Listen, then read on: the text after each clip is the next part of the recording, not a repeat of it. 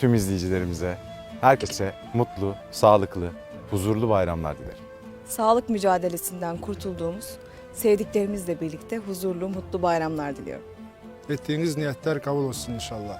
Ramazan bayramımız mübarek olsun. Herkese sağlık ve huzur dolu günlerde sevdiklerine kavuşacağı nice bayramlar dilerim. Sevdiklerinizle birlikte nice bayramlar geçirmeniz dileğiyle. Herkese sevdikleriyle geçirebileceği mutlu, sağlıklı bayramlar diliyorum. Ramazan bayramınızı gönülden tebrik eder, sağlık ve huzur getirmesini dilerim. Tüm insanlarımızın Ramazan bayramını en içten dileklerimle kutlarım. Büyüklerimin ellerinden, küçüklerimin yanaklarından öperim. Efendim, bir bayrama daha girdik. Sevdiklerinizle birlikte nice bayramlara. Herkesin bayramını en içten dileklerimle kutluyorum. Herkese hayırlı bayramlar. Sağlıklı, huzurlu ve mutlu bir şekilde geçsin inşallah. Her şey gönlünüzce olsun.